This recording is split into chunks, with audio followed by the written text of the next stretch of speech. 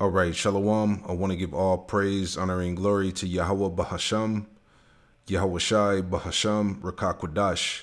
Double honors to the apostles and elders, a great millstone who taught me this truth, and double salutations to all you Akim out the laboring, the house of David, the elect, that's pushing this word with all truth, righteousness, and sincerity. Shalom to you, brothers, and shalom to the elect. I'm back with another quick lesson through the Holy Spirit, the Rakakwadash. And I pray that this lesson is informative and also edifying.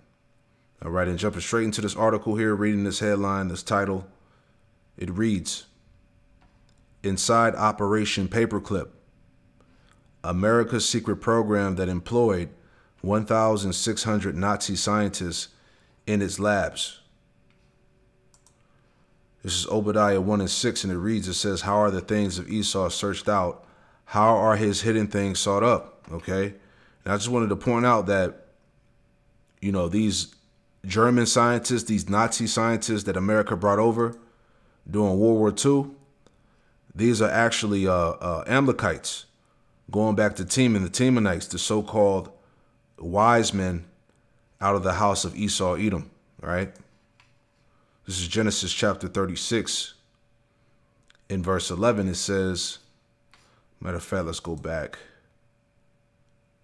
So this is Genesis chapter 36 and verse 15. It says, these were the dukes of the sons of Esau, the sons of how you say that?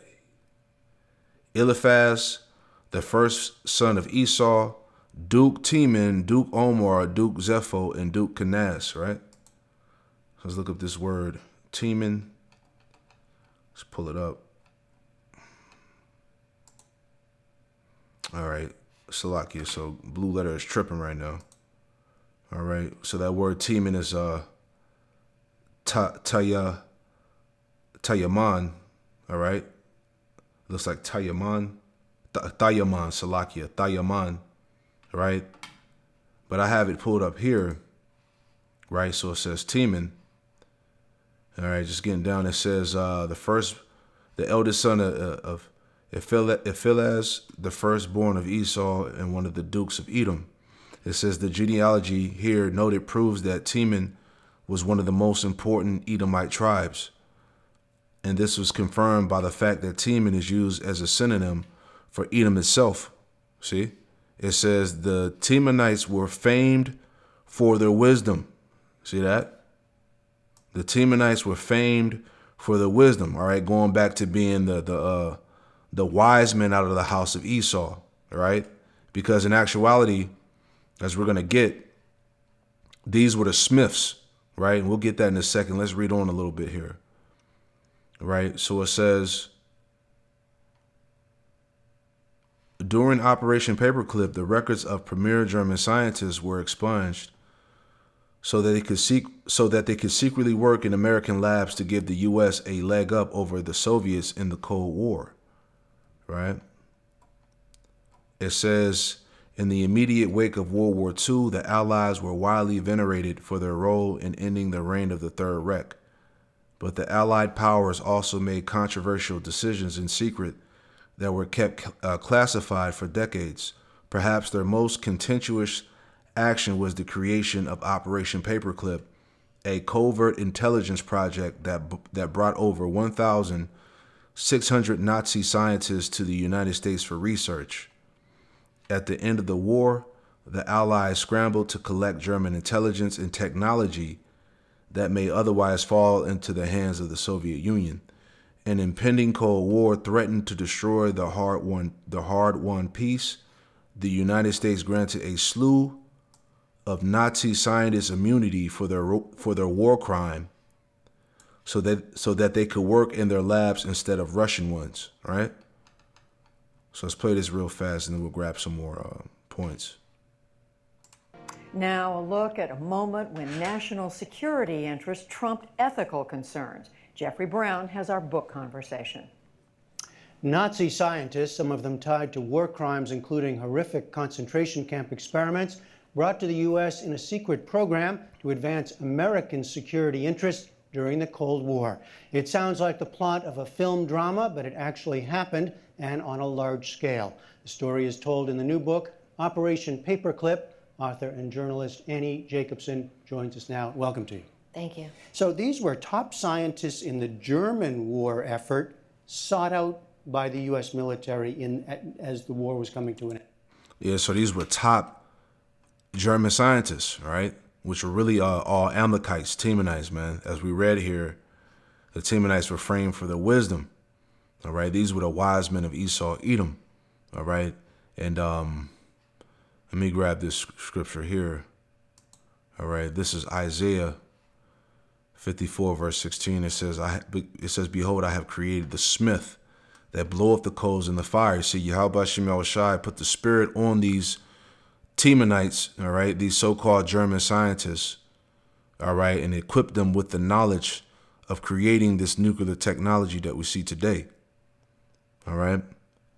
It says, "I have created the smith that bloweth the coals in the fire, that bringeth forth an instrument for his work, and I have created the waster to destroy." All right, and read this in the NLT. Isaiah 54, verse 16, NLT, it says, "I have created the blacksmith who fans the coals beneath the forge and makes the weapons of destruction. And I've created the armies that destroy." Right, so if the blue letter wasn't tripping, you can go into this word smith, right, in Isaiah 54, 16, and it breaks down in the lexicon of the artificer of destruction, okay, which goes back to these Amalekites, all right, Teman, okay, that were responsible for creating this nuclear weaponry, all right, like we said, that word smith. Here's the definition. It says, "A metal worker, especially one who works metal when it is hot and malleable, often used in combination." It says, "A craftsperson who works metal into desired forms using a hammer or other tools, sometimes heating the metal to make it more workable, especially a blacksmith." You see that? These are the as the definition read, it said the artificer of destruction. All right, the Lord put the spirit on these scientists to create this weaponry, man. You see, going back to Cain as well. Like I said, Salakia, you know, I can't pull up the word, but when you go back to Cain, the Hebrew word is kwayan. It literally goes back to spear or weapon. All right, and then also when you go down to the lexicon, it goes into smith. Okay. So that proves to you, going all the way back to Cain to Esau, that Esau is the sword. He's the weapon of the Most High, man. All right. Just proves that this is him. You see? So let's go back. That's right. These were Hitler's top weapons makers, and Operation Paperclip became a classified military program to bring them to the United States. It also had a public face, so there was, on the one hand, the truth about the program kept secret, and on the other hand, the idea that we'll tell the public that these are the good Germans. And the good Germans, but they were dedicated Nazis, the ones you write about. We should say there are many, 1,600 in all, right? Yes. You document about 21 of them, dedicated Nazis, some, as I said, involved in horrific stuff.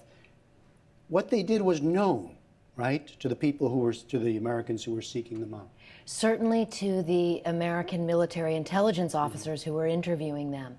The idea that they were involved in war crimes was really necessary to be kept secret, and that's exactly what happened. And so in the book, I think I unveil a lot of the truth about this program that has remained clouded for decades. So give us an example of one of the figures that intrigued.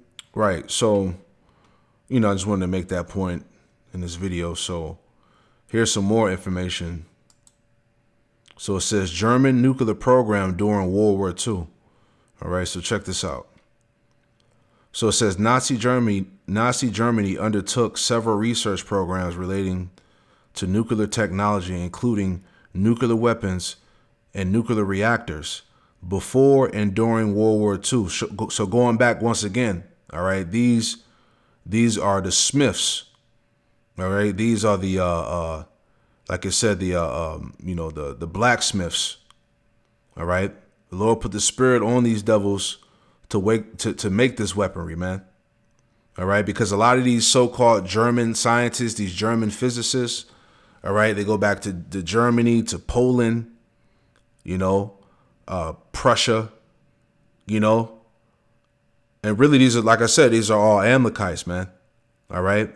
But it says these were variously called Uranian Club, or Uranium Project. Right. Now I was looking this up, right, which is also Uranian, or Uranian Club is known as the German Atomic Bomb Project, right? So let me jump to the point, man. All right. Right here under systematic disorganization. All right. So check this out. It says the German project had fundamental flaws from its conception. Many top German scientists had left Germany, some of them Jewish immigrants, meaning Jewish immigrants. These were JJs, man. Some of them Jewish immigrants fleeing the new laws of German National Socialism. Other scientists left in protest, significantly decreasing the number of experts available to work on a German bomb. A substantial number eventually came to the United States to work on the Manhattan Project, just as we're reading here under Operation Paperclip, where America took in 1,600 so-called Nazi scientists to to advance them in nuclear technology over Russia. All right, just to prove to you that these are all JJs, man. Right, that are responsible for bringing forth this, destruction through the spirit and power of Yahweh Shema Shai, man. Because what they are, they're just performing who they are in their lot, being the weapon of the Most High. It says, jumping down, let's read some more here. All right. I pray I'm not all over the place. All right. But it says here, jumping down, it says, the program was split up among 9 major institutes where the directors dominated research and set their own objectives. Subsequently, the number of scientists working on applied nuclear fission began to diminish as many researchers applied their talents to more pressing wartime demands. The most influential people in the Uranian included Kurt Dieberner, Abraham Esau, Walter Gerlach, and Eric Schumann, right?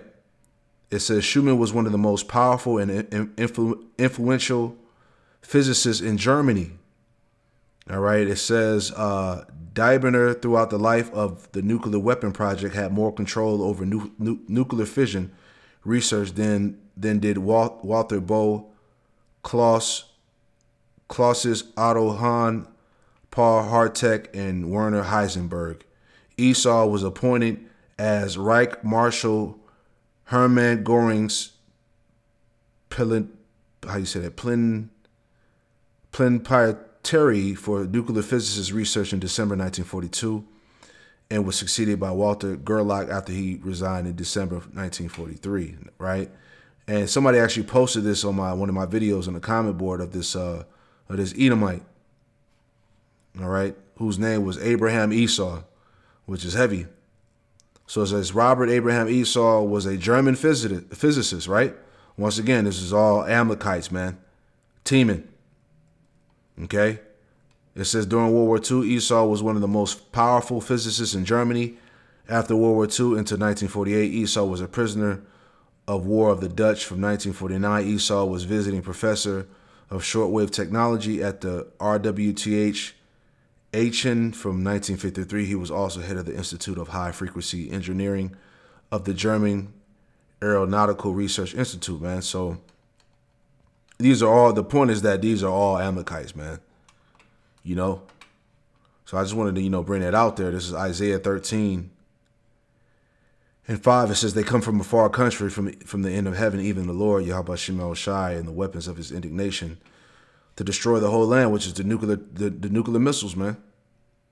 Right, which the Lord has used, all right, Amalek, Teman, to create.